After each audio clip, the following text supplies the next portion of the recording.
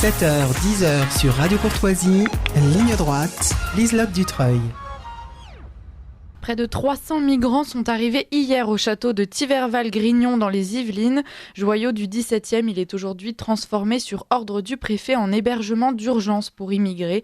Si une partie de la droite semble avoir abandonné les armes, une autre partie s'insurge. C'était le cas de Reconquête au travers de Marion Maréchal qui était hier sur les lieux. Avec nous pour parler de cette nouvelle polémique, Stanislas Rigaud, membre de Reconquête et président de Génération Z. Bonjour, merci de me recevoir dans votre émission. Mais merci à vous d'être parmi nous. Alors, pour commencer, comment avez-vous pris la nouvelle personnellement ? Écoutez, malheureusement pas surpris. C'est-à-dire que ce type d'accueil favorable pour les personnes étrangères est monnaie courante dans notre pays. Nous avons un ministre de l'Intérieur qui, le lundi, nous explique qu'il faut être extrêmement ferme et qui, le lendemain, accueille par centaines plusieurs migrants. En réalité, ce que nous sommes en train de constater, c'est que ce qui se passe à Mayotte a des répercussions immédiatement sur le sol métropolitain. Et je l'ai pris, comme je vous dis, avec malheureusement peu de surprise, mais avec beaucoup de colère, parce que ces personnes aujourd'hui hébergées dans un château, un joyau de notre patrimoine, sont évidemment miroir de ces milliers de Français, ces millions de Français qui vivent eux sous le seuil de pauvreté, qui eux sont en difficulté et eux qui n'ont pas la chance d'être hébergés aux frais de la princesse dans un magnifique château. Alors est-ce que vous pensez que le gouvernement espérait que tout ceci passe inaperçu, qu'il pourrait accueillir tous ces migrants de façon assez discrète, puisque quand Marion Maréchal avait évoqué cette hypothèse il y a quelques jours, Gérald Darmanin lui-même l'avait accusé de mentir. Exactement, c'est vrai que c'était l'un des points aussi que je voulais soulever ce matin, c'est que Marion Maréchal a en premier eu cette intuition venant de Mayotte en expliquant que justement Gérald Darmanin allait en profiter pour faire venir de nouvelles personnes. À chaque fois, il essaie de mettre la poussière sous le tapis. À chaque fois, on essaye de camoufler ses faits. À chaque fois, on essaye d'accuser ceux qui annoncent des vérités tristes, que ce sont des menteurs, que ce sont des affabulateurs. Et à chaque fois, on a raison. C'est-à-dire que, vous savez, nous, on fait partie d'une jeune génération, mais depuis maintenant 50 ans, quand ce que nos adversaires appellent l'extrême droite, mais moi j'appellerais ça la droite nationale, la droite patriote, ce que vous voulez, annoncent des choses, ils sont marginalisés, ils sont mis de côté. Alors qu'en réalité, nous ne faisons que décrire le réel, nous ne faisons qu'annoncer les mauvaises nouvelles pour essayer de les anticiper, essayer d'y pallier. Donc Marion Maréchal a bien fait d'être la première sur place, la première à dénoncer cela, et Gérald Darmanin s'est encore couvert de ridicule, couvert de honte, puisqu'il a encore une fois menti aux Français. Parce que la réalité, c'est que ces migrants sont accueillis par centaines de milliers de façon légale, et alors je ne parle même pas de l'immigration légale qui est extrêmement difficile à chiffrer, mais qui se compte par plusieurs centaines de milliers de personnes par an. Alors effectivement, c'est de l'immigration légale, en l'occurrence, ils ont tous obtenu le statut de réfugiés politiques. Qu'est-ce que vous en pensez de ça ? Ce que j'en pense, c'est très simple, c'est qu'il y a aujourd'hui des mouvements politiques à droite et au centre qui veulent combattre l'immigration illégale. Et ce qui est évidemment un sujet, il faut évidemment traiter avec fermeté l'immigration illégale, mais il faut aussi maintenant traiter l'immigration légale. C'est-à-dire que c'est pas parce que ces gens-là sont venus en bonne et due forme dans notre pays qu'ils sont les bienvenus. Ce n'est pas parce qu'aujourd'hui des procédures sont facilitées pour ces personnes-là et qu'elles peuvent rentrer sur le territoire national français qu'il faut les accueillir comme ça. Ce n'est pas parce qu'aujourd'hui des règles permettent, avec le regroupement familial, le droit du sol et j'en passe et des meilleurs, que la France doit s'y plier. Nous avons la possibilité aujourd'hui de changer ces règles-là, ces lois-là, et c'est pour ça qu'avec Éric Zemmour, nous n'avons pas été dupes. Avec Marion Maréchal et Éric Zemmour, nous n'avons pas été dupes de la loi immigration fantoche qui a été votée il y a maintenant quelques semaines à l'Assemblée nationale. Ce qu'il faut, c'est combattre l'immigration illégale, mais aussi aujourd'hui l'immigration légale, si nous voulons faire face à cette submersion migratoire. Et ce matin, je profite du micro que vous me tendez pour dire que on ne peut pas passer nos journées à se plaindre de la situation sans aller au bout des choses, sans aller au bout des solutions. Et je crois aujourd'hui que le seul parti qui assume pleinement cela, c'est le parti d'Éric Zemmour et le parti de Marion Maréchal Le Pen. Justement, c'est le préfet des Républicains, Jean-Jacques Brault, qui est à l'origine de cette décision, donc qui a choisi de répartir ces 300 migrants dans le château de Thiverval-Grignon. Est-ce que vous pensez que c'est précisément l'illustration de cette fameuse politique où on accepte l'immigration légale et on se contente de combattre l'immigration illégale, ou est-ce qu'au-delà de ça, il y a aussi simplement le dévoilement de l'imposture LR ? Je pense que les deux sont assez justes dans ce que vous venez de dire. Vous savez, les Républicains, c'est un peu comme des super-héros. La journée, ils sont pour s'opposer à l'immigration, et le soir ils enfilent un autre costume, c'est celui de super immigrationniste. C'est-à-dire que c'est des personnes qui ont cette capacité à changer de visage, à changer de posture, un peu comme la Macronie et un peu comme beaucoup de politiques malheureusement. C'est un peu fantomas aussi, c'est-à-dire qu'ils peuvent changer d'identité avec facilité. Maintenant, ce qui m'amuse, c'est que je constate que les jeunes républicains, par exemple, vont tracter dans les Alpes-Maritimes pour s'opposer à l'arrivée de migrants. Et puis après, un peu plus au nord, on a des républicains qui accueillent des migrants en grande pompe dans des châteaux de la République, dans les châteaux qui ont bercé l'histoire de France. Puis c'est un château en plus chargé d'histoire qui a accueilli de très grandes figures, notamment le maréchal Ney, et j'en passe et des meilleurs. Et puis ce qui est aussi intéressant à noter, c'est qu'encore hier soir, la numéro 2 de la liste de François-Xavier Bellamy aux élections européennes, Madame Yermaz, expliquait qu'il fallait régulariser les travailleurs clandestins.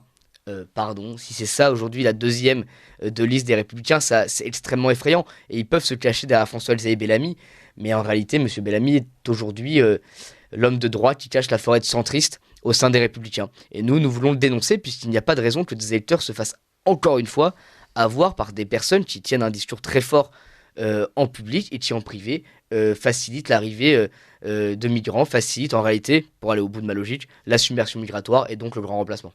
Donc c'est impossible chez Reconquête qu'on puisse envisager un quelconque rapprochement des Républicains sur la question migratoire. Ce qui est envisageable, et c'est un peu souvent on a trop tendance à assimiler l'union des droites ou le rassemblement des patriotes au rassemblement des états-majors et des personnalités. Et évidemment, si des personnalités de bonne volonté souhaitent travailler avec Reconquête au sein des Républicains, c'est avec plaisir. Il y a un certain nombre de personnes de talent au sein des Républicains.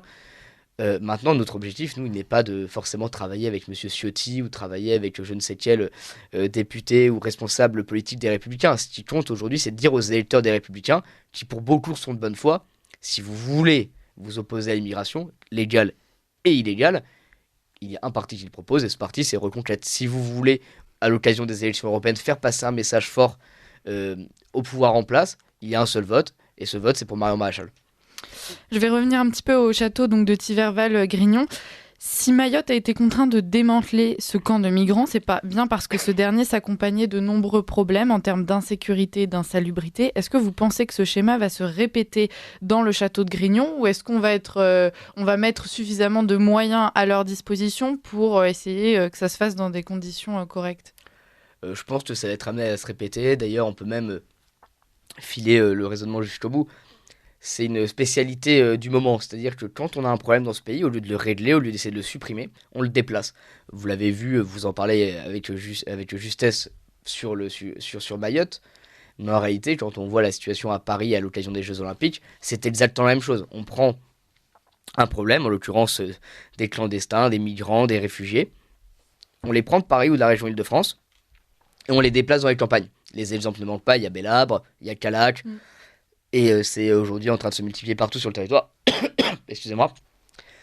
Et c'est la nouvelle spécialité du moment, c'est qu'on prend les problèmes et on les déplace. Alors oui, malheureusement, je pense que ça va se reproduire, je pense que ça va se reproduire en masse tant qu'on n'arrive pas à avoir des solutions extrêmement fermes à Mayotte. Ce qui se passe à Mayotte, Nicolas Bay y était il y a maintenant plus d'1 an et demi, il le décrivait avec beaucoup de justesse. Aujourd'hui, sans être un grand expert de la situation à Mayotte, tout le monde sait que c'est une porte d'entrée à l'immigration légale, absolument dingue. On arrive aujourd'hui avec les Comores notamment qui débarquent en fait à Mayotte, se font régulariser et puis après arrivent en France sur le territoire métropolitain.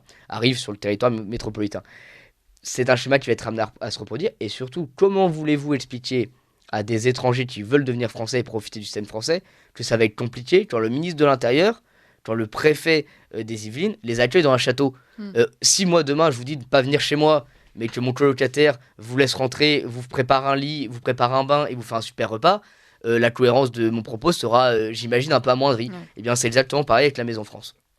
Vous pensez que donc ce genre de déplacement de camps de migrants de Mayotte vers la métropole, ça pourrait inciter les migrations vers Mayotte de migrants qui se diraient finalement c'est la meilleure solution pour ensuite être débarqués en France métropolitaine ? Tout à fait, c'est-à-dire qu'en tout cas c'est un signal plutôt positif à l'immigration. Vous savez, nous, on a proposé, par exemple, pendant la campagne présidentielle, d'avoir des campagnes de publicité incitant à la non-immigration, notamment à l'égard des pays du Maghreb, en leur expliquant que non, la France n'est plus un Eldorado. La France ne sera plus un pays où vous pourrez bénéficier d'aide, où vous pourrez bénéficier du regroupement familial, etc., etc. Eh bien, je pense que ce que fait Darmanin, c'est exactement l'inverse. Ce que fait le gouvernement Monsieur Attal, avec à sa tête Monsieur Macron, c'est exactement l'inverse. C'est une campagne de propagande incitant à l'immigration, incitant des personnes qui souhaitent venir en France à venir encore plus rapidement. Parce qu'encore une fois, quand on promet à ces gens-là d'avoir une situation correcte et qu'en plus de ça, dans les faits, ils sont très bien reçus, mais on marche sur la tête.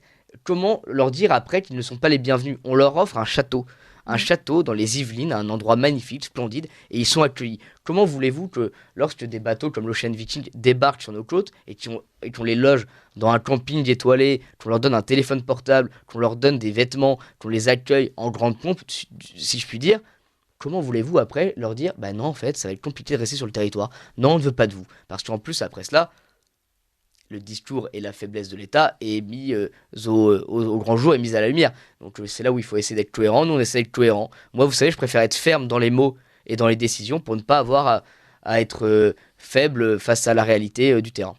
Alors donc vous décrivez cette politique incitant à l'immigration de la part du gouvernement. Pourtant, on l'a dit, aujourd'hui, l'État est complètement dépassé par ce qui se passe à Mayotte. Il se contente de déplacer le problème de région en région. On a la même chose même au sein même de la France métropolitaine quand on déplace des immigrés clandestins de Paris vers nos campagnes. Pourquoi ils ne prennent pas... pourquoi ils continuent donc cette politique alors même qu'ils en subissent l'échec? Parce que ça doit être compliqué. Après 50 ans, 60 ans de déni, 50 ans, 60 ans de grandes leçons de morale, de grandes leçons d'humanisme, de reconnaître que l'on s'est trompé. Ça doit être effrayant pour ces gens-là. Moi, j'ai toujours une pensée pour ces pro-migrants, ces pro-submersion migratoire qui l'ont défendu avec tellement de force pendant des années et qui aujourd'hui se rendent peut-être compte pour certains que c'est une bêtise. Ça doit être affreux. Et puis la deuxième chose, c'est que certains, notamment à l'extrême gauche, qui ont malheureusement un poids dans la vie politique française, souhaitent cette créolisation. Vous savez, moi j'ai toujours ces mots de Jean-Luc Mélenchon en tête, c'est quand il dit à l'occasion d'un meeting il y a à peu près un an et demi, il dit en 2050 la France sera métissée, la France sera créolisée. Vous savez, nous on fait un peu le même constat si rien ne change, c'est-à-dire que nous on n'appelle pas ça créolisation, on appelle ça grand remplacement. Lui, Monsieur Mélenchon, fait ce constat également, mais le souhaite. Et je pense que peut-être qu'au sein de la Macronie, certains le souhaitent aussi. Certains souhaitent que cette France ne soit plus celle d'avant. Eh bien, nous, on dit que non seulement il n'est peut-être pas encore trop tard, qu'il faut se battre et qu'il faut se battre rapidement parce qu'il n'est pas question que la France soit grand remplacée. Il n'est pas question que nos mœurs, nos coutumes, notre culture et nos traditions soient remplacées par ces personnes-là. Il n'est pas possible et imaginable que des grands-mères continuent de se faire violer par des personnes sous OQTF. Il n'est pas envisageable qu'il y ait d'autres Lola massacrés et saccagés par un OQTF. Il n'est pas question que des jeunes comme Thomas à Crépol soient massacrés par des hordes de maghrébins sur le sol français. Voilà, nous, c'est ce qu'on dit. Et si on veut éviter tout cela, le problème, il se prend à la racine. Et ces racines-là, en l'occurrence, dans votre sujet aujourd'hui, c'est Mayotte, c'est les Comores. Mais sur tous ces sujets, il faut le prendre à bras-le-corps et à la racine. Alors, le maire de la commune, Nadine Gohar, explique regretter ce transfert soudain des migrants qui s'est fait sous contrainte et sans négociation possible. Ce n'est pas la première fois qu'une mairie se voit imposer ce genre de choix. Est-ce que demain, avec Reconquête au pouvoir, vous redonneriez du pouvoir justement aux maires sur ce genre de décision? Évidemment, c'est-à-dire que, vous savez, on se fait taxer régulièrement d'extrême droite, de je ne sais quel anathème pour nous discréditer politiquement. Mais où est la démocratie dans ce genre de sujet? Quand est-ce que l'on a demandé aux Français s'ils voulaient oui ou non de l'immigration? Vous savez, je vous invite à consulter une note de propagande, parce qu'il n'y a pas d'autre mot, adressée à l'égard des élus voulant organiser l'arrivée de migrants. Je vous invite vraiment à en parler, c'est un sujet extrêmement important, c'est quelque chose d'officiel de la part du gouvernement qui a été envoyé, qui explique comment il faut faire avaler la pilule aux Français. Comment, et je vous assure que c'est écrit noir sur blanc, comment le maire, les élus doivent organiser des débats avec des gens tous d'accord pour accueillir des migrants et où on expliquera à la population que c'est une très bonne chose et où on nous explique dans cette note du gouvernement, du ministère de l'Intérieur, qu'il ne faut pas laisser rentrer des personnes opposées à l'arrivée de migrants dans cette réunion publique pour ne pas qu'il y ait d'esclandre, pour pas qu'il y ait de débat. Il n'y a absolument aucune prise en compte de l'avis de la population française dans la politique migratoire du pays. Sur tous les sujets, on nous explique qu'il faut écouter le peuple, et c'est vrai, c'est important, mais quand il s'agit d'immigration et de l'insécurité, il n'y a plus personne. Aujourd'hui, les chiffres sont assez clairs, 80% des Français, dans tous les instituts de sondage, s'opposent à l'immigration, et pourtant, dans les faits, on piétine leur avis, on piétine leurs décisions pour accueillir toujours plus d'immigration, que les Yvelines, comme tous les autres départements, demandent l'avis de la population et vous verrez qu'ils ne seront pas d'accord parce que les gens veulent toujours accueillir des migrants quand c'est pas chez eux. Et puis quand il s'agit de voir cette misère, parce que c'est aussi une misère au coin de la rue, il n'y a plus personne. Parce que bon, moi je veux bien, je suis le premier à être extrêmement désolé des situations. Il faut avoir évidemment une vision humaniste de ces personnes-là, les considérer comme êtres humains, mais il faut aussi justement penser à l'intérêt national avant tout. Alors je profite, il nous reste quelques minutes, 2 minutes exactement. Je profite de vous avoir en plateau pour vous poser une question sur les élections européennes, parce que c'est un peu l'actualité du moment malgré tout aussi. Pourquoi est-ce que ces élections elles seront importantes pour les jeunes Français, puisque vous êtes président de Génération Z? Pourquoi est-ce que les jeunes Français devraient aller voter aux élections européennes?